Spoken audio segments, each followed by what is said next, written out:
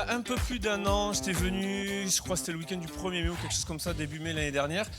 Qui était là quand je suis venu la première fois chez vous? Ok, donc tournez-vous vers tous ceux qui ne lèvent pas la main et dites-leur t'as raté un truc. Tu dis pas si t'es bien ou pas, tu dis juste t'as raté un truc. Ok, du coup, comme il y avait pas mal de gens qui étaient pas là, je vais refaire exactement le même message.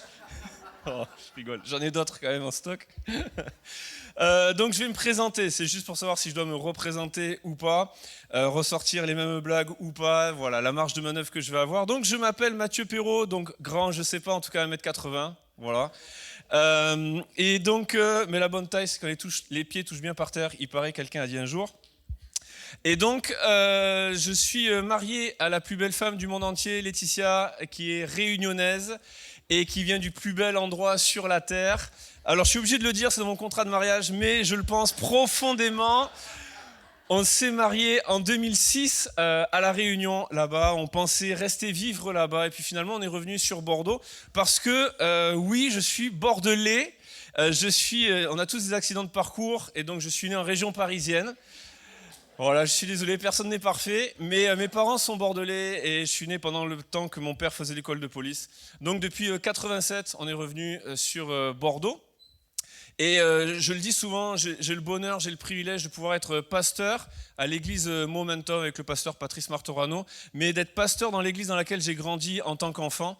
Et ce qui me permet de dire à chaque fois à tous les parents, à tous les moniteurs, les monitrices, les enfants ne sont pas l'église de demain, c'est l'église d'aujourd'hui. C'est aujourd'hui qu'il faut investir le meilleur, c'est aujourd'hui qu'ils peuvent servir Dieu, c'est aujourd'hui qu'ils peuvent recevoir l'appel de Dieu depuis tout petit, depuis que j'ai l'âge de 7, 8, 9 ans. Quand la monitrice demandait aux enfants qu'est-ce que tu veux faire plus tard, je le disais, je veux être pasteur, je jouais au pasteur à la maison. Ma petite sœur était l'épouse du pasteur qui gardait les enfants.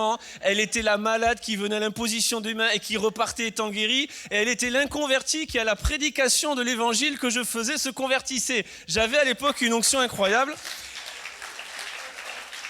Je ne l'ai pas amené aujourd'hui, comme ça elle ne peut pas me contredire, mais vraiment, c'était inscrit au fond de moi. Je ne voyais pas, j'ai fait des études et tout cela, mais je n'avais pas une perspective d'avenir professionnel. J'ai étudié pour avoir un boulot, etc. Mais mon cœur, depuis que je suis tout petit, c'est de servir l'Église, de lui donner tout mon temps, toute mon énergie, tout ce que je suis.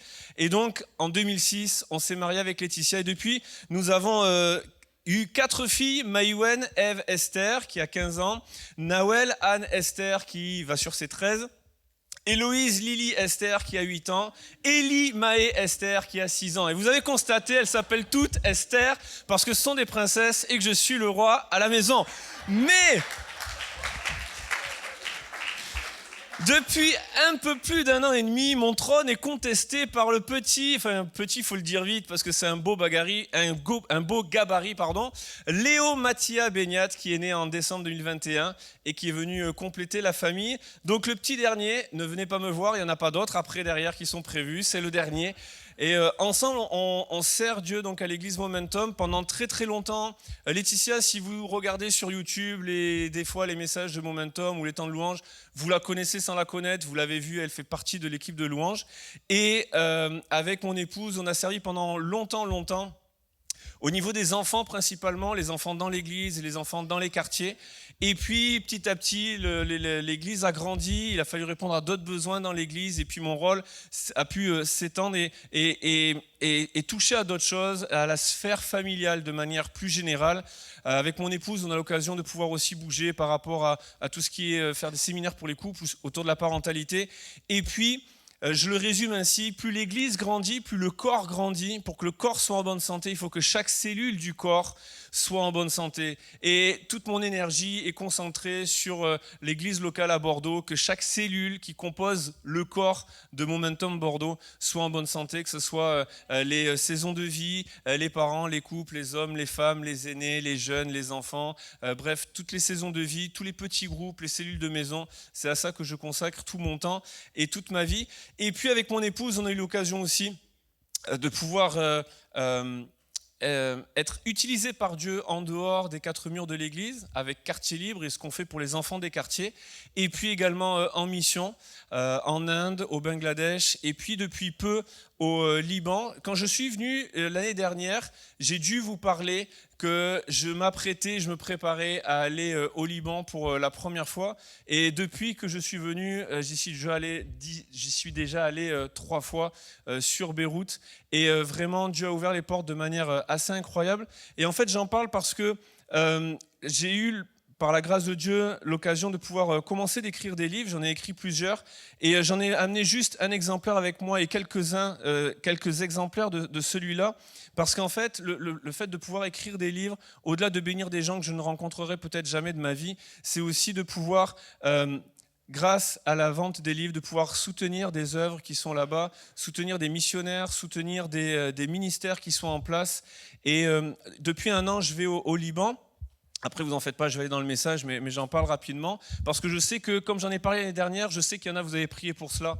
Et autant l'Inde, ça a toujours été sur mon cœur depuis que je suis tout petit, je savais que je devais aller en Inde, et puis si on s'était croisés il y a 10 ans, je vous aurais peut-être dit, je vais vivre en Inde un jour, puis finalement les choses ont évolué, et j'y retourne bientôt, mais le Liban, j'ai jamais rêvé d'aller au Liban. Et puis, je célébrais un mariage il y a 1 an et demi en arrière, et alors que j'étais à ce mariage-là, que la cérémonie se termine, voilà, on prend quelques rafraîchissements, je discute avec les mariés, avec les invités. Et puis, il y a un couple de l'église avec qui je discute. Et elle est libanaise, ils reviennent du Liban. Et au moment où ils me parlent du Liban, je sens qu'il y a quelque chose qui s'allume dans mon cœur. Je sens qu'il y a quelque chose qui est en train de se passer. Et puis, je connais un peu comment Dieu travaille mon cœur. Et là, dans ma tête, il se passe quelque chose.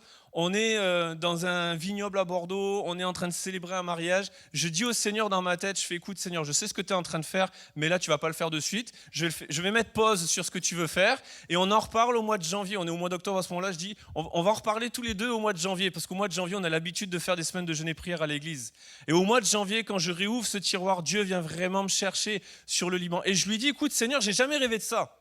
Autant quand je rêve de certaines choses, quand un gars rêve d'une fille, quand une fille rêve d'un gars, on est prêt à combattre tous les ennemis de la terre. D'ailleurs, je ne sais pas si vous avez remarqué, mais quand un gars est amoureux d'une fille ou qu'une fille est amoureuse d'un gars, tous les autres sont des ennemis potentiels. Tous les autres sont des cibles à abattre. Et bien là, moi, je dis au Seigneur, écoute, l'Inde, je suis prêt à faire tout ce que je peux, même s'il y a plein de problématiques, plein d'événements contraires. J'ai rêvé d'y aller, je vais tout faire pour y aller. Et je lui dis, vraiment honnêtement, le Liban, j'ai jamais rêvé d'y aller. Donc, je ne vais pas me battre pour ça. Si tu veux que j'y aille, il n'y a aucun problème, je t'obéis, mais il faut que ce soit simple. Et ça n'a jamais été aussi simple. Ça n'a jamais été... Enfin, vraiment, les portes sont ouvertes de manière assez incroyable. Et l'an dernier, j'y étais la première fois. On y est retourné avec d'autres équipes. Et il y a tout un travail qui se fait auprès des enfants. La situation vraiment est très, très compliquée au Liban. Priez pour ce pays, priez pour les chrétiens là-bas. La situation économique, il n'y a pas juste l'explosion qui s'est passée il y a quelques années en arrière, mais la situation économique est très très compliquée. Et il y a tout un travail qui se fait avec des gens qui sont magnifiques, qui sont des anonymes, que vous ne rencontrerez peut-être jamais de votre vie, mais qui font un travail incroyable et qui sont grands dans le royaume de Dieu, parce qu'ils se rendent serviteurs de tous, des Rachel, des Gaël, Rachel, Wissam, Anita, Sandra, Nabil et tant d'autres, qui font un travail incroyable dans l'ombre auprès des réfugiés syriens, auprès des orphelins, auprès des réfugiés de guerre, auprès de celles et ceux qui sont dans des quartiers, dans des écoles, dans les quartiers tenus par le Hezbollah, et qui font un travail courageux, un travail de foi que je suis pour rien, je suis juste spectateur de ce que Dieu fait à travers leur vie, et je suis heureux de pouvoir y apporter une toute petite contribution. Donc, n'hésitez pas à pouvoir participer à cela par la prière, vraiment,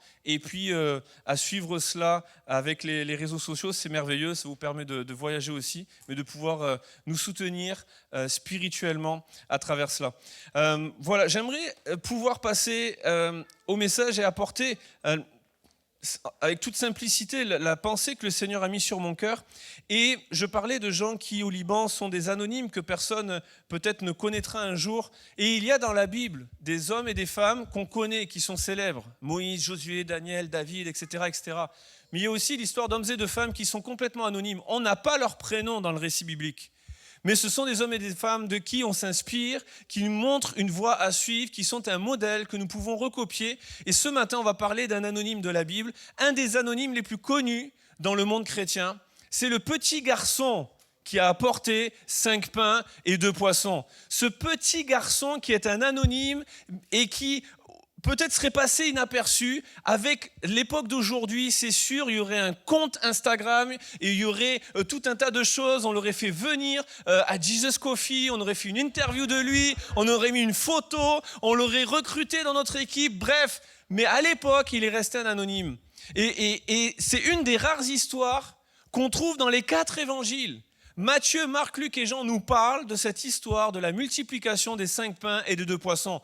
Si vous êtes à l'église depuis plusieurs semaines, chrétien depuis quelque temps, vous connaissez cette histoire. Si vous êtes des chrétiens de longue date, vous pouvez faire ce message à ma place. Vous pouvez réciter le texte par cœur. Vous connaissez chaque détail. Mais ce que je veux souligner ce matin, c'est que Dieu a utilisé quelqu'un qu'on ne comptait pas, un anonyme, quelqu'un dont on ne s'est même pas souvenu, si ça se trouve, on ne lui a même pas demandé son prénom, mais quelqu'un que Dieu a utilisé. Et je veux le dire parce que ce matin, on peut être une foule dans ce lieu et être un anonyme dans cette foule, passer inaperçu et se dire que parce que je ne suis pas pasteur, parce que j'ai pas une belle veste, parce que j'ai pas le micro, parce que je joue pas d'un instrument, parce que je suis pas connu, parce que je ne connais pas tout ceci ou tout cela, je vais passer inaperçu dans la foule. Au regard de Jésus, tu es tout aussi important que celui qui tient le micro ce matin. Au regard de Jésus, tu es plus que connu et même si je connais pas votre prénom, Jésus connaît votre prénom, il connaît votre passé, il connaît votre présent et il connaît votre avenir et surtout, il veut vous utiliser pour qu'avec tes 5 pains et tes 2 poissons, il puisse nourrir une foule de son miracle. Alors je le sais, vous êtes dans une série sur les fêtes, il paraît, j'ai appris ça. Et donc j'ai décidé de rester dans cette série parce que cette histoire se passe pendant une fête. Cette histoire se passe pendant la fête de Pâques. C'est Jean qui le précise, dans Jean au chapitre 6, il dit que la fête de Pâques approchait. Alors je ne vais pas faire un message sur la fête de Pâques, j'imagine quand même que vous l'avez fait, mais je vais simplement resituer, pour moi c'est important de resituer cette histoire dans le contexte de la Pâques. Parce qu'en fait on voit, l'histoire c'est qu'une foule va se mettre à suivre Jésus pour écouter son enseignement. Et dans le contexte de la Pâques, il faut quand même se souvenir que célébrer la Pâque de Moïse, se souvenir qu'avec Moïse, Dieu avait libéré son peuple de l'esclavage, de plus de 4 siècles d'esclavage en Égypte. Ils avaient fait passer à travers les eaux de la mer Rouge, il y a l'histoire des 10 plaies. Dieu libère son peuple de l'esclavage. Et année après année, ils se souvenaient avec la fête de la Pâque, qui a été instituée à ce moment-là, ils se souvenaient que Dieu était le libérateur. Que Dieu était celui qui sauvait son peuple de l'esclavage et de l'Égypte. Et alors qu'ils sont dans ce contexte-là, à l'époque, il faut comprendre que les familles entières devaient se rassembler. Et donc les familles venaient de loin, c'était parfois peut-être la période des congés scolaires, j'en sais rien, mais c'était les grandes vacances, c'était le grand déplacement. Il n'y avait pas l'avion et puis en 1 heure t'es à Nice et puis en 1 heure t'es à Bordeaux. Ça ne se passait pas comme ça. Ça prenait du temps pour se déplacer, ils faisaient des dizaines et des dizaines de kilomètres et puis ils arrivaient et c'était pas ils repartaient le lendemain. Ça durait des jours, c'était quelque chose qui était conséquent. Et je ne sais pas si vous avez déjà reçu de la famille à la maison. Il paraît que quand on est grands-parents, les petits-enfants, c'est une double joie de les avoir à la maison, en vacances. C'est une joie quand ils arrivent et c'est une joie quand ils repartent. Mais là, ils reçoivent des gens qui viennent de loin, tu reçois le cousin qui parle peut-être plus à la tante ou au tonton, il y a peut-être les frères et sœurs qui se parlent plus, mais tu reçois tout le monde pour faire la fête et pour se souvenir de ce qui s'est passé avec Moïse et avec Dieu. Et là, c'est un bouleversement, c'est quelque chose que tu prépares la maison, tu aménages, tu prépares les lits, tu caches la vaisselle que tu veux pas que le petit cousin y casse. Bref, tu prépares tout cela, c'est quelque chose, tu mets du temps, tu mets de l'énergie. Et moi, ce qui m'interpelle, c'est que dans ce contexte de la Pâque où les gens, vous savez, souvenons-nous dans le mois de décembre comment on prépare Noël, qu'on prépare les cadeaux, on prépare le repas, on prépare tout un tas de choses. Ben là, c'est la même chose, mais à Pâques, eh bien en fait, les gens se préparent à cela. Et ce que je vois dans la parole de Dieu, je vois une foule qui, au lieu de mettre le focus sur un événement et sur une fête, qui rappelle un événement que Dieu a fait, a une soif plus grande de voir Dieu à l'œuvre dans le présent avec les paroles de Jésus. Et je crois qu'il y a besoin pour l'Église d'hommes et de femmes qui sont plus préoccupés, qui ont une soif plus grande de voir Dieu à l'œuvre dans leur vie présente maintenant, à travers ce que Jésus est capable de dire et de faire, que de ce qu'il a fait dans le passé. Je ne dis pas que le passé n'est pas important, mais il y a besoin d'hommes et de femmes qui nourrissent leur foi dans le temps présent. Dieu n'est pas mort, et si Jésus n'est pas revenu, il est encore vivant pour agir et accomplir ses promesses, et quelqu'un doit dire Amen.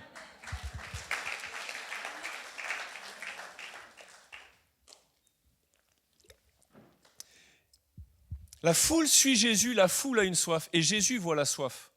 Moi, c'est quelque chose que je ne vois pas ici ce matin, mais Jésus voit votre foi.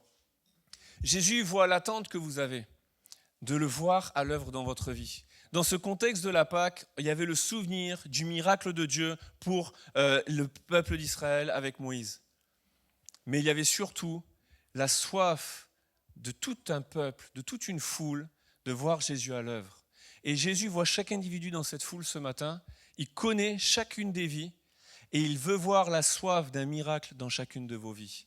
Il y a un appel ce matin à vivre le miracle. Alors je le disais, cette histoire, elle est connue de beaucoup de monde. Je n'ai pas la prétention de vous apporter des révélations ce matin, mais je crois que des fois, il y a de bonnes choses à se souvenir, même de choses qu'on connaît déjà, mais que le Saint-Esprit veut rappeler dans nos cœurs. Alors il y a un appel à vivre le miracle avec ce petit inconnu, et qui va ressortir de la foule parce qu'il va faire quelque chose que tout le monde était capable de faire, mais que lui seul a fait, donner 5 pains et 2 poissons.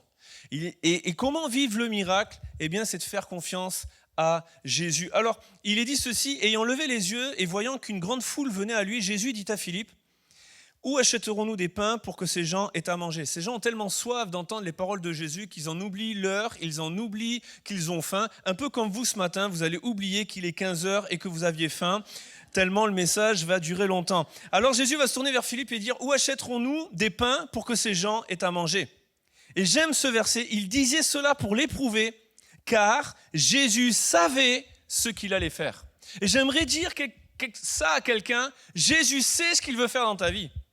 Jésus n'est pas surpris par ce que tu traverses, Jésus n'est pas surpris par tes impossibilités, Jésus n'est pas surpris par ton manque de réaction à ce qui se passe, Jésus n'est pas surpris par ton manque de provision, de fourniture pour pouvoir répondre aux besoins qui sont autour de toi. Jésus n'est pas surpris par nos limites, par nos incapacités, par nos suffisances. Jésus sait toujours ce qu'il veut faire. Jésus ne s'attend pas à moi, Jésus sait ce qu'il veut faire avec vous. Et ça ne dépend pas de moi, ça dépend que de lui et de la soif que nous avons de le voir à l'œuvre dans nos vies. Jésus sait ce qu'il veut faire dans ta vie. Dis-le à 2-3 personnes autour de toi. Jésus sait, t'inquiète pas.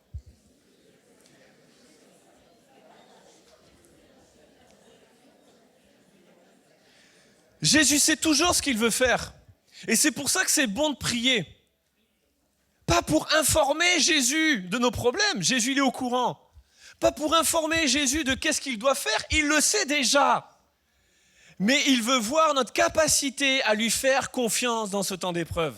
Jésus a éprouvé Philippe et il lui a posé la question et puis Philippe va lui répondre avec 200 deniers, on n'aurait pas assez pour nourrir cette foule. Donc j'imagine qu'il s'est renseigné, j'imagine qu'il a fait passer les panières de l'offrande et qu'à la fin il y avait 200 deniers et il s'est dit avec 200 deniers ça suffit pas pour aller à Carrefour et nourrir 5000 hommes sans compter les femmes et les enfants.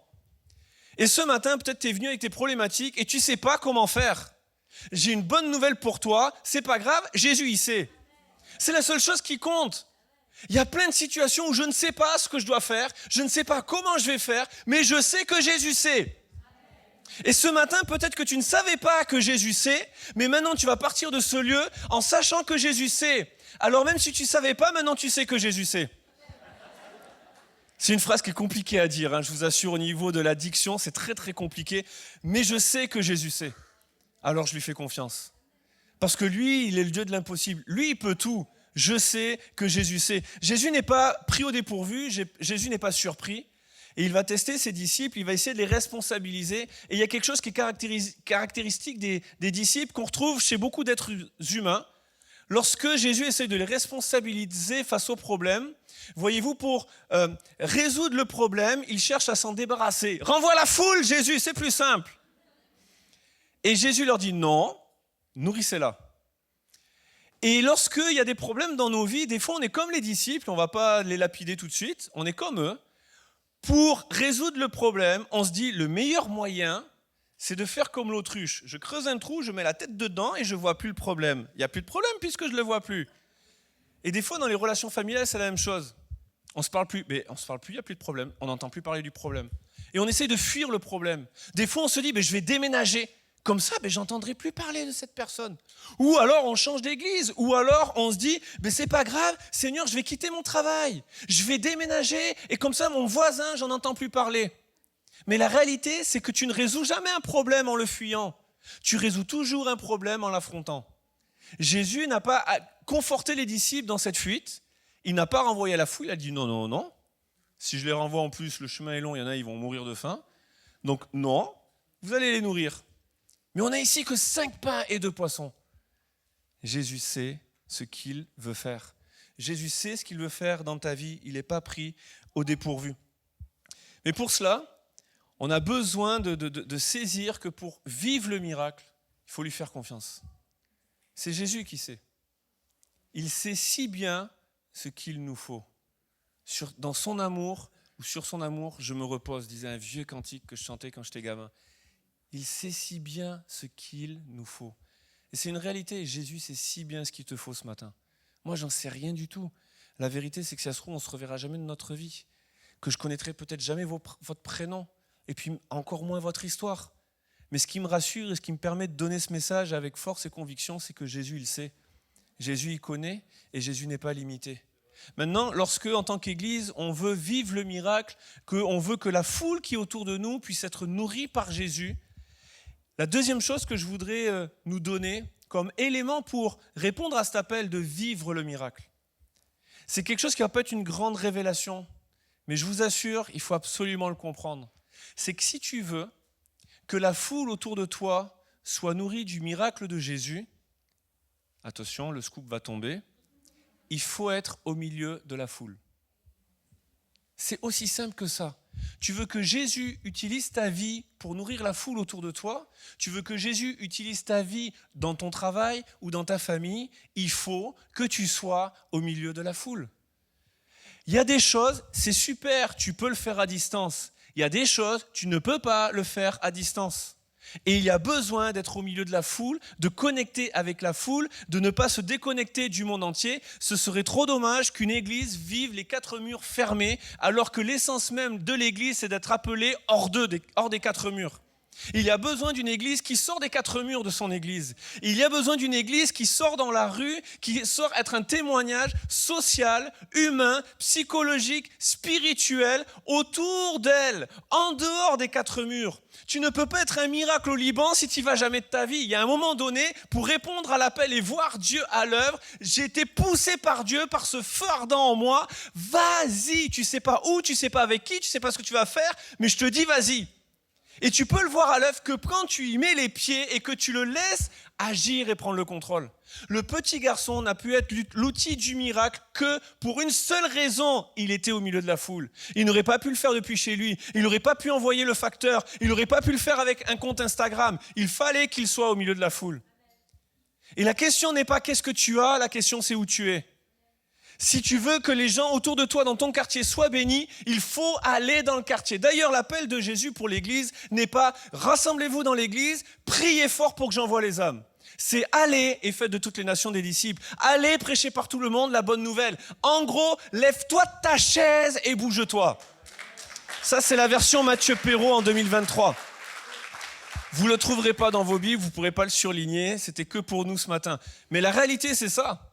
Pour que Jésus soit cette source de salut pour le monde entier, pour que Jésus puisse être le sauveur de l'humanité, Jésus s'est bougé, il a quitté le ciel, il est venu sur la terre.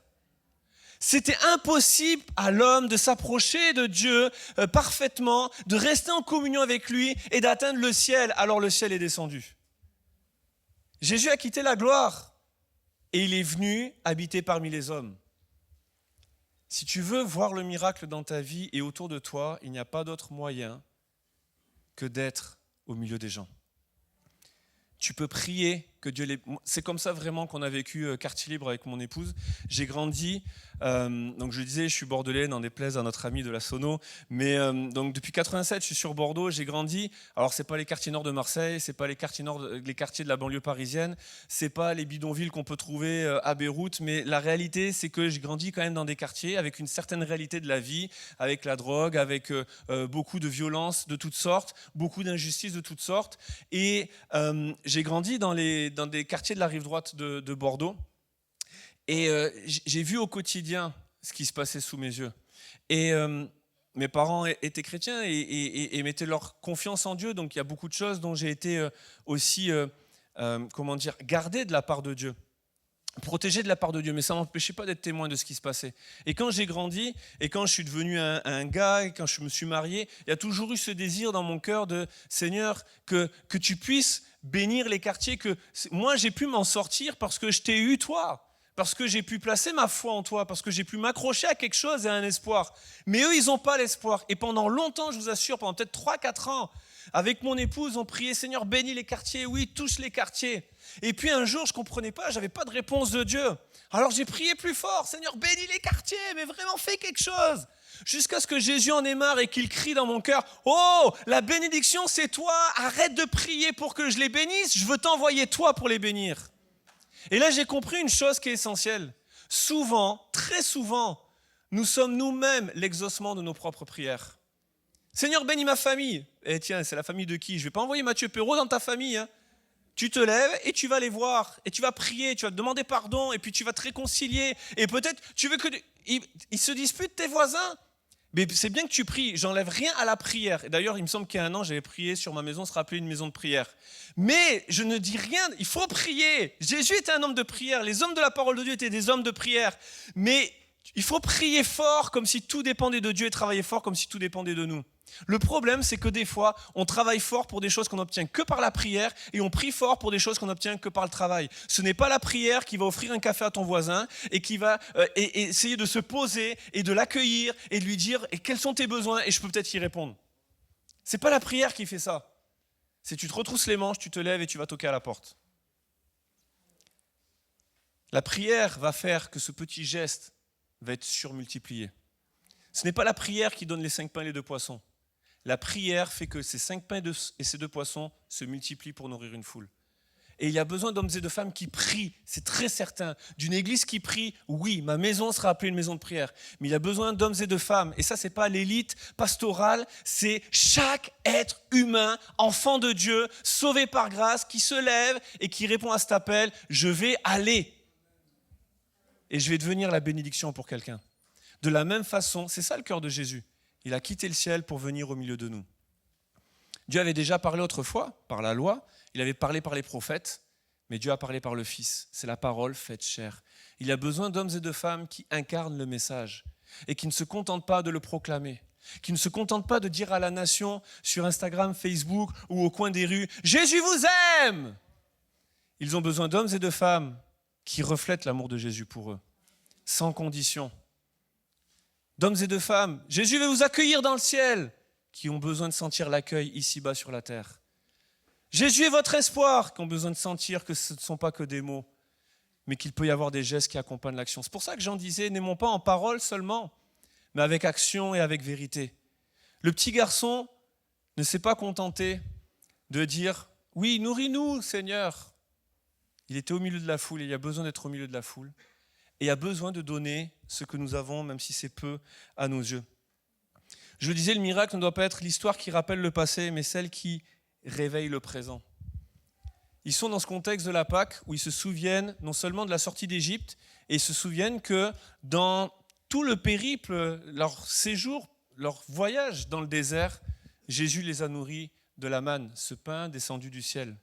Et dans ce contexte, Jean 6, c'est dans ce contexte de cette multiplication, de cette Pâque, de ce souvenir de la manne, de ce souvenir du passé, Jésus leur dit « Eh oh, je suis le pain vivant descendu du ciel, je suis le pain de vie.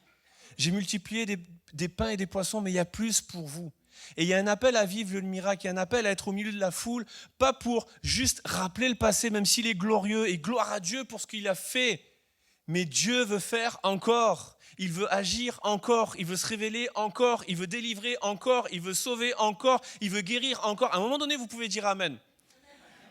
Il peut agir dans le présent. Et il y a besoin de le laisser réveiller notre foi dans le temps présent pour dire oui, dans la foule dans laquelle je suis, sur mon lieu de travail, dans mon voisinage, dans mon quartier, dans cette ville, dans cette région, tu veux agir. Alors, le miracle, c'est pas juste quelque chose qu'on se rappelle et puis vous savez les cartes postales qu'on met sur les frigos, j'ai été là. Il y a besoin de se dire c'est cool d'avoir été là, mais je peux vivre encore des choses dans ma vie. Je peux vivre encore, vous savez, même si tu as 50 ans de vie chrétienne, Dieu il a utilisé Moïse qui avait plus de 80 ans, Daniel dans la fosse aux lions il en avait 60 ou 70, donc s'il a utilisé des hommes et des femmes qui étaient un peu avancés en âge, il peut t'utiliser. Est-ce qu'il y a quelqu'un qui a plus de 80 ans ici ? Ok. Bon, tous les autres, vous n'avez aucune excuse, et pour vous, Dieu peut vous utiliser aussi. Vraiment, vous n'êtes pas trop âgé pour que Dieu puisse vous utiliser. Les autres, vous n'avez aucune excuse. Alors, continuons ce message. En fait, Jésus va rappeler cette manne avec cette notion que Dieu les avait nourris et Jésus veut les nourrir. Et c'est là où ça devient intéressant. C'est qu'il y a une foule qui suit Jésus pour le voir à l'œuvre. Et dans les autres évangiles, on voit que suite à la multiplication des pains et des poissons, les gens vont continuer de le suivre parce qu'il donnait à manger. Mais Jésus leur dit dans ce contexte, il y a plus que la manne maintenant, il y a plus que le miracle des 5 pains et de 2 poissons, il va même le dire aux disciples après coup. Il va leur dire, il y a moi, je suis le pain de vie. Et j'aimerais vous dire de la part de Dieu, il y a plus que le miracle du Seigneur. Il y a le Seigneur du miracle. Il y a plus que la bénédiction de Dieu, il y a le Dieu de la bénédiction. Il y a plus que l'œuvre de Dieu, il y a le Dieu de l'œuvre. Il y a plus que s'attacher à ce que Dieu peut faire. Il y a Jésus, c'est la parole faite chair. Et des fois, on s'attache et on suit Jésus. Vas-y, remplis mon frigo. Vas-y, donne-moi un travail. Vas-y, aide-moi à déménager. Vas-y, donne-moi un mari. Vas-y, donne-moi des enfants. Vas-y, donne-moi une bénédiction. Et tu cours partout et tu t'épuises. Et à la fin, tu as toujours faim. Et Jésus te dit, je suis là. Je suis le pain de vie. Même si tu n'as pas tout le reste, si tu as Jésus, tu as tout. Nous avons tout pleinement en lui. Et d'ailleurs, la promesse de Dieu dans le psaume 23, vous connaissez tous ce psaume, l'Éternel est mon berger, j'aurai tout. Non, je ne manquerai de rien. La promesse n'est pas que vous aurez tout. Et désolé de vous décevoir, hein. De toute façon, c'est pas grave, moi je repars, hein. C'est pas un problème. Je vous revois peut-être pas, je peux envoyer. Non, mais la promesse, c'est pas que vous aurez tout. La promesse, c'est pas que tu auras toujours un travail, que tu manqueras jamais de rien. Travail ou pas travail, logement ou pas logement, femme ou pas femme, mari ou pas mari, enfant ou pas enfant, super pasteur ou pas. En fait, la promesse, c'est que quand tu suis Jésus, bon, vous avez l'avantage d'avoir des super pasteurs, mais quand tu suis Jésus, oui, dites amen pour eux quand même. La promesse, c'est que quand tu suis Jésus, tu ne manqueras de rien.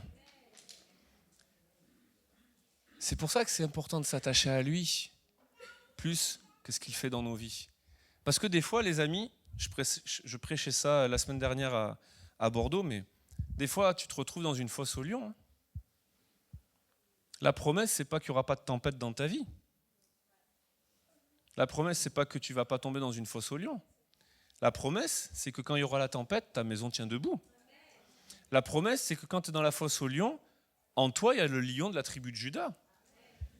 C'est ça la réalité. La promesse, c'est que Jésus, c'est Emmanuel, Dieu avec nous. Il ne laisse jamais tomber ses enfants. Quand même ton père, ta mère t'abandonneraient, moi dit l'Éternel, je ne t'abandonnerai jamais. La troisième chose que j'aimerais apporter de ce texte, c'est que lorsque les 5 pains et les 2 poissons vont être amenés, la Bible nous dit que, au verset 10, Jésus leur dit « Faites-les asseoir ». Il y avait ici, dans ce lieu, beaucoup d'herbes. Ils s'assirent donc au nombre d'environ 5000 hommes. Et je crois que c'est Luc qui nous dit qu'il les a fait asseoir par rangée de 50 et par bloc de 100. Je ne sais pas si vous avez déjà fait asseoir une foule par groupe. Vous savez, quand vous faites, je sais pas, par exemple, une formation, un mariage, et puis vous essayez de les regrouper par petits groupes, c'est compliqué. Si vous avez déjà fait un camp d'enfants, vous savez que les répartir juste par âge, c'est compliqué. Et là, il y a 5000 hommes. sans compter les femmes et les enfants. Et c'est intéressant d'ailleurs que c'est par un petit enfant qu'on n'a pas compté que Jésus a fait le miracle. Et peut-être tu as l'impression que tu ne comptes pas pour les autres, mais tu comptes pour Jésus. Et Jésus compte sur toi. Alors, on n'a pas compté les femmes et les enfants, mais l'enfant, heureusement qu'il était dans la foule. Et en fait, on les a fait asseoir, donc 5 000 hommes, sans compter les femmes et les enfants, peut-être 15 000 personnes. Allez, supposons, 20 000. Et essayez de vous amuser un jour, vous allez au stade de Mayol, pour le RCT à Toulon, ou au stade Vélodrome, pour l'OM. Et puis, vous êtes sanctifiés, rugby, foot, rien du tout, aucun écho. Bon, au Parc des Princes, voir le PSG, ah là, ça réagit, là, c'est fou. Hein. Mais allez dans un stade, il y a peut-être, le stade de Toulon, il y a peut-être 15 000 places, 20 000 places, et puis vous mettez au centre du terrain et vous dites, bon, on va faire des blocs de 100 et des blocs de 50. Bon courage. Mais Jésus l'a fait. Et heureusement. Et le point que je veux appuyer, c'est que la structure libère le miracle. Des fois, on croit que la structure bloque le Saint-Esprit. Mais essayez d'imaginer cette histoire sans qu'il y ait ces hommes et ces femmes qui s'assoient et qui se rangent. Si vous n'arrivez pas à imaginer, eh bien, moi je sais ce que ça peut donner, parce qu'on a fait un camp d'enfants une fois, on avait fait une chasse au trésor, et à la fin, ils avaient tous le renseignement de où se trouvait le trésor dans lequel il y avait des bonbons. Et puis on avait caché le coffre de trésor, le coffre du trésor dans le coffre d'une voiture, et puis il y avait notre ami Guillaume qui était là dans cette voiture en attendant que les enfants par équipe viennent. Et puis quand ils ont tous été rassemblés, est-ce que tout le monde a le lieu du trésor? Ouais. Eh bien dans le trésor il y a des bonbons. Et là, notre ami Guillaume, j'emporte le tapis, notre ami Guillaume, il a vu une foule d'enfants affamés, les yeux qui sortaient des orbites, pleins de sang, qui voulaient la bave qui coule, le sucre. Il a eu peur pour sa vie, croyez-moi. Et il n'est pas sorti indemne de cette histoire. Mais parce que juste une foule qui se précipite, imaginez une foule qui a faim, et tu leur dis, il y a à manger. Il vaut mieux que tu les fasses asseoir. Parce que si tu ne les fais pas s'asseoir, si tu n'amènes pas cette structure à ce moment-là, ce n'est pas un miracle. C'est des morts. Vous avez déjà vu les gens à la période de Noël? Vous êtes dans les grandes surfaces, moins 50% sur le chapon. Des fous. Et ils n'ont même pas faim, pour la grande majorité. Alors imagine une foule qui a faim. Des milliers de gens. En fait, nous, dans notre histoire, on a la bande dessinée, puis ils sont 4-5, parce que tu ne peux pas mettre plus de gens sur la double page. Donc tu te dis, bah, c'est normal, et puis même, c'était des bons Québécois, ils faisaient la file indienne, et ils attendaient, rien du tout.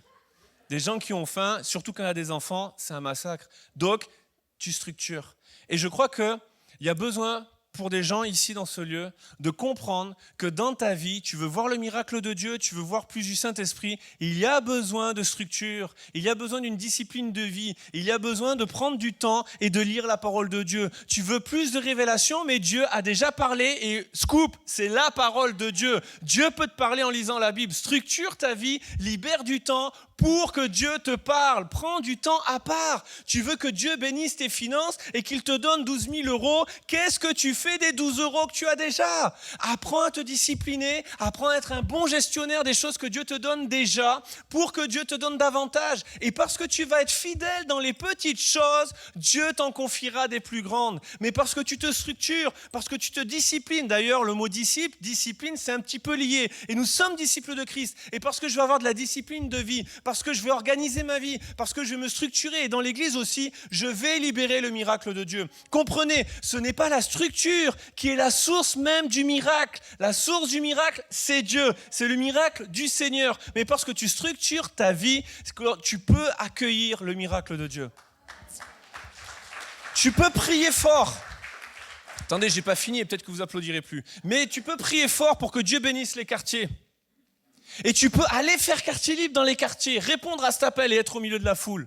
Mais laisse-moi te dire que si dans l'église, tu ne te prépares pas à accueillir ces gens, à accueillir ces familles, à accueillir ces différences de culture, ces différences de religion, ces différences de manière de vie, alors ils ne viendront jamais.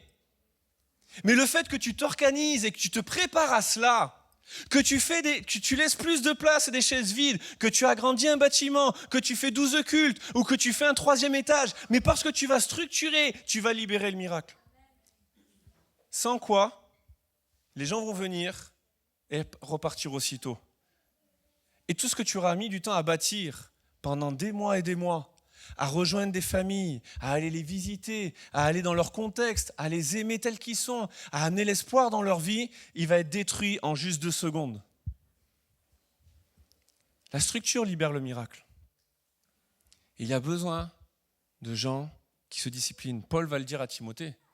Il n'y a pas d'athlète qui remporte la couronne sans une discipline, sans qu'il combatte selon les règles. Il n'y a pas de laboureur qui récolte le fruit sans qu'il peine au travail. Il n'y a pas de soldat qui s'embarrasserait des affaires de la vie et puis qui pourrait suivre celui qui l'a enrôlé. Ce n'est pas possible. Tu veux la bénédiction de Dieu, tu veux le miracle du Seigneur, et il y a besoin que tu disciplines ta vie. Il y a besoin de structure. Ça n'enlève rien à la grâce de Dieu. Ça ne remplace surtout pas que c'est lui la source du miracle. Mais il y a besoin de ça. Jésus a fait asseoir la foule. Ça a dû prendre du temps, et pendant ce temps, les gens avaient toujours faim. Mais c'était nécessaire. Des fois, pour que Dieu agisse dans la vie d'une église, il y a besoin de temps. Pour que Dieu agisse dans la vie d'un couple, il y a besoin de temps.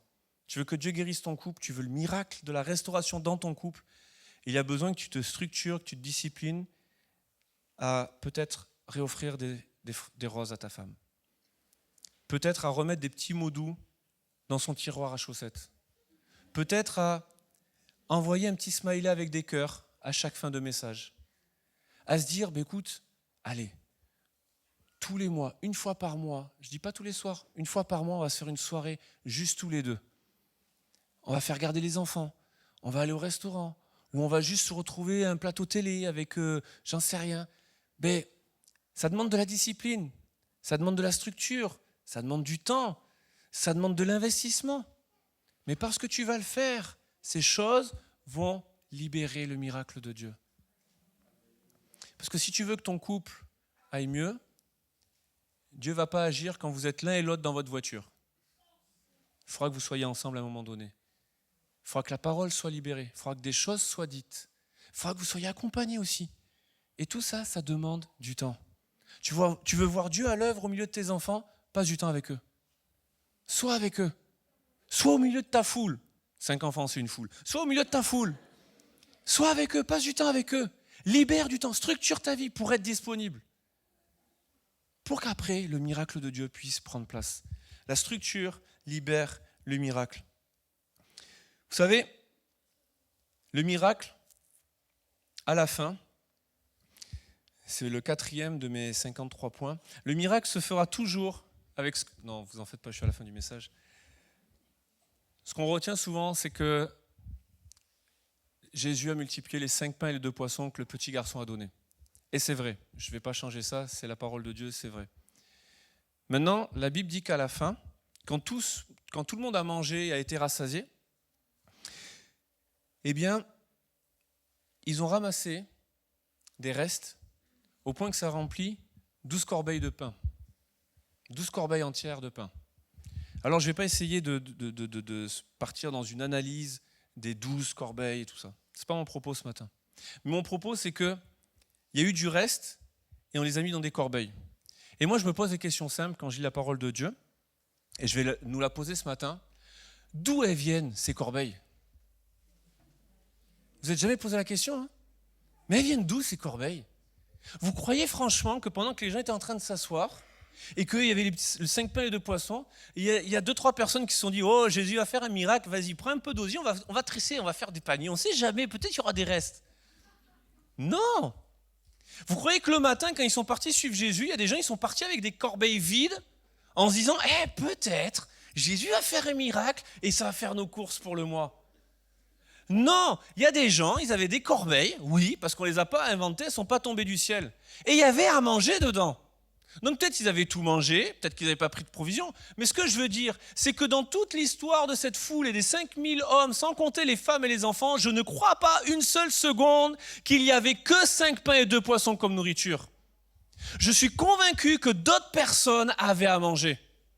Mais seul le petit garçon a donné ce qu'il avait à manger.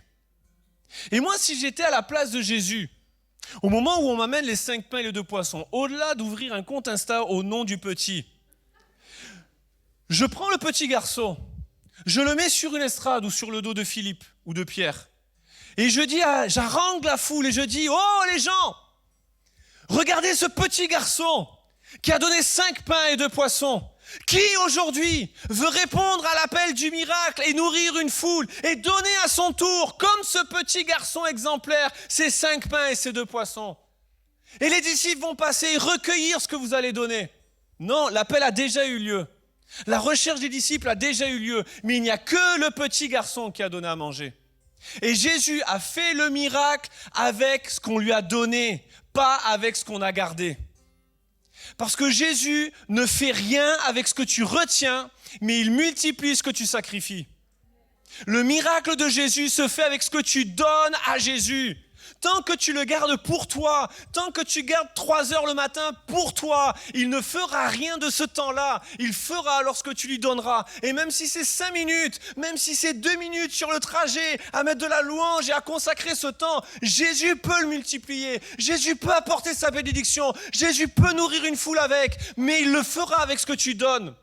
Et ce qui compte ce matin, ce n'est pas est-ce que tu as plus que 5 pains et 2 poissons, mais c'est est-ce que tu vas le donner à Jésus. Et lorsque tu le donnes à Jésus, c'est plus à toi. Et ce petit garçon a tout donné à Jésus. Certains commentateurs s'accordent pour dire que 5 pains et 2 poissons, c'était la ration qu'on donnait aux orphelins pour qu'ils aient à manger pendant une semaine.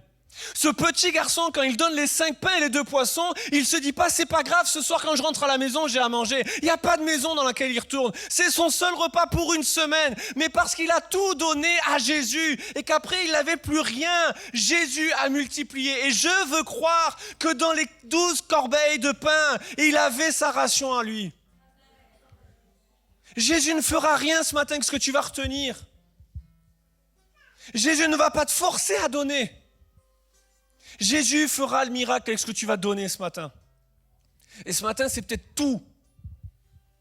Peut-être c'est tout pour toi. Peut-être qu'à côté, l'autre, c'est rien. Ce qui compte, c'est pas de savoir si c'est beaucoup ou pas beaucoup. Ce qui compte, c'est ce que tu vas donner à Jésus.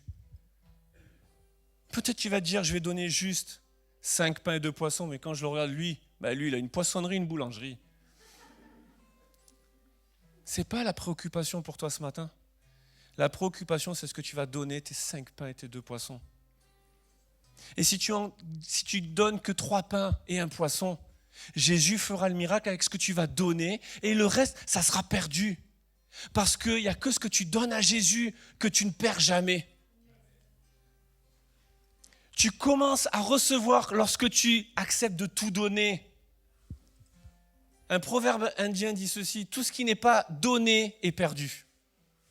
Et je le crois profondément, ce que tu vas garder ce matin, ça sera perdu.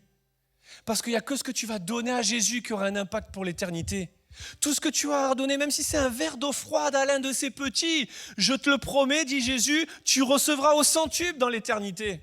Il n'y a que ce que tu vas donner à Jésus, même si ça semble insignifiant, que tu ne perdras jamais pour l'éternité. Alors il y a un choix à faire ce matin. Soit tu gardes tes 5 pains, tes 2 poissons et tu as à manger pour une semaine, mais peut-être après il n'y a plus rien. Soit tu donnes tout à Jésus avec peut-être il n'y aura plus rien dès maintenant, mais tu vas tout récupérer parce que pour l'éternité, Jésus te le rend. Quelle église voulons-nous être? Quelle famille? Quel homme, quelle femme, quel couple nous voulons être? Des hommes et des femmes qui retiennent. Parce que tu comprends, j'ai travaillé dur pour l'avoir. Mais je veux te le dire, ce que tu sèmes ici sur terre restera sur terre. Mais ce que tu vas semer dans le ciel et pour l'éternité restera dans l'éternité. Celui qui a les paroles de la vie éternelle, c'est Jésus. Le seul qui est capable de ton 5 pains et 2 poissons, du peut-être peu que tu vas donner, même si c'est tout. C'est ça qui aura de l'impact dans l'éternité. C'est ça qui aura de l'impact pour ce qui est autour de toi. Tant que tu restes ici enfermé entre 4 murs, la bénédiction de Dieu ne sortira pas parce que la bénédiction de Dieu, c'est toi. Il y a besoin de donner de son temps, donner de son argent, donner de son énergie, donner de ses relations, donner de sa foi, donner de son témoignage, donner de ses expériences de vie, donner de ses succès, de ses échecs, de se donner entièrement. Paul disait, c'est plus moi qui vis, c'est Christ qui vit en moi. Et mourir m'est un gain. Il y a besoin d'hommes et de femmes. Si on a la Bible aujourd'hui, c'est parce qu'il y a des hommes et des femmes qui ont décidé de tout donner, de ne pas se limiter. Et ce n'étaient pas les meilleurs techniciens, ils n'avaient pas les réseaux sociaux, ce n'étaient pas les hommes les plus intelligents de l'humanité, ils n'ont pas créé des nouvelles lois scientifiques, ils ne nous ont pas fait comprendre les lois de l'univers, mais ils ont été des hommes et des femmes qui ont impacté le monde entier au point que la foi est venue jusqu'à nous. Et il y a besoin de cela dans l'Église. Des anonymes, des petits garçons qu'on ne compte peut-être pas et sur qui on ne compte pas, mais sur lesquels Jésus compte. Des individus que Jésus voit dans une foule. Hommes, femmes, adultes, enfants, vieux, moins vieux, jeunes, moins jeunes, mais qui vont tout donner à Jésus. Et je finis mon message et après, j'aimerais qu'on aille dans un temps de prière. Mais lorsque le petit garçon va donner ces 5 pains et ces 2 poissons à Jésus, la première chose que Jésus va faire, il va prendre le pain. Et la Bible dit qu'avant de prier, il va le rompre. Essayez d'imaginer ce petit garçon. Nous, on a la symbolique, on a la fin de l'histoire, c'est merveilleux. Mais mettez-vous à la place du petit garçon. Tu n'as que 5 pains et 2 poissons. Tu n'as pas papa, maman. Tu n'as pas de famille. Tu n'as pas d'endroit où aller. La seule chose qui t'appartient, c'est 5 pains et 2 poissons. C'est tout ce que tu as, tu n'as rien d'autre. Tu donnes ces 5 pains à un homme qui s'appelle Jésus, en qui tu places ton espoir parce que tu as su, tu as entendu ce qu'il a dit, tu as vu qu'il faisait des miracles. Tu lui donnes tout ce que tu as, tu lui donnes tes 5 pains. Et alors que tu lui donnes tes 5 pains, la première chose qu'il fait, il les met en miettes. Et on ne va pas se mentir, combien de fois on a donné? Et ce qu'on a donné a été brisé. Ce qu'on a donné a été mis en miettes. Ce qu'on a donné a été jeté par terre. Ce qu'on a donné a été méprisé. On a donné son cœur pour Dieu, on a donné son appel, on a donné tout son temps. Mais à la fin, on était bafoué, méprisé, brisé par la vie. Mais j'aimerais te dire qu'alors que Jésus commence à briser ce pain et à le mettre en miettes, c'est le début de la multiplication. Parce qu'un cœur brisé, voilà ce que Dieu recherche. Un cœur brisé et contrit. Le corps de Jésus a été brisé pour nous. Et parce qu'il a été meurtri, brisé pour nous, c'est le début du salut pour l'humanité. C'est le moment où son sang coule pour le pardon de nos péchés. Et il y a besoin d'hommes et de femmes qui vont accepter de passer par des temps de brisement, où ils vont tout donner, où ils vont être peut-être brisés par les gens autour d'eux. Mais c'est le début de la multiplication. C'est le début de la faveur de Dieu qui coule sur toi et qui se répand pour l'éternité. Alors oui, l'appel, c'est pas qui veut tout avoir. Je ne serai jamais ce gars-là, je ne veux pas. Mais qui va tout donner et accepter d'être brisé entre les mains de Jésus? Ce qui compte, c'est d'être entre les mains de Jésus. Parce que nul ne peut nous ravir de sa main. Même si tu es brisé, c'est lui le réparateur des brèches. C'est lui qui prend des ruines et les relève. C'est lui qui prend des forteresses où il y a des brèches et il colmate les brèches. Il est le réparateur des brèches. Il est celui qui veut rebâtir ta vie. Il restaure les cœurs brisés. Et ce matin, peut-être que la seule chose que tu as à donner, c'est un cœur et un appel brisé. Jésus est celui qui restaure les cœurs brisés. Il se tient là ce matin. Est-ce qu'on peut se lever ensemble, s'il vous plaît, partout dans ce lieu? Alors qu'on se met debout, est-ce qu'on peut juste fermer nos yeux un instant? Alors qu'on a les yeux fermés, alors qu'on est tous là debout, comme cette foule qui était debout devant Jésus. Est-ce que juste un instant, alors qu'on a les yeux fermés, on peut, à l'image de Jésus, voir la soif des gens autour de nous, voir le besoin des gens autour de nous, essayer d'entendre les cris qui sortent des 4 murs des maisons, d'un couple qui est en train de se diviser, d'un quartier qui crie à l'injustice et au désespoir, d'entendre le cri des enfants, le cri des couples, le cri des familles, le cri d'un collègue de travail, le cri de gens qui sont dans le désespoir et sans solution. Est-ce qu'un instant, avec nos yeux fermés, on peut se tenir au milieu de la foule spirituellement ? Et tel Jésus, voir les besoins de la foule, voir cette foule autour de nous qui a faim, qui a soif, qui cherche de partout, et que la réponse c'est Jésus. Et alors qu'on a les yeux fermés, sans doute il y a des visages qui apparaissent devant vos yeux. Il y a des situations. Il y a peut-être des destinations nouvelles qui se présentent devant vos yeux. Quelque chose de nouveau qui prend place. Saint-Esprit, sois à l'œuvre, passe dans les rangs. Passe dans les cœurs. Tu connais chaque individu dans la foule et je prie pour chaque personne dans ce lieu. Que rien ni personne empêche l'œuvre de ton esprit. Sois à l'œuvre. Prends le contrôle de ces moments dans le nom de Jésus. Manifeste-toi. Que toute forteresse d'incrédulité, de religiosité soit brisée maintenant au nom de Jésus pour laisser place au travail de ton esprit ce matin.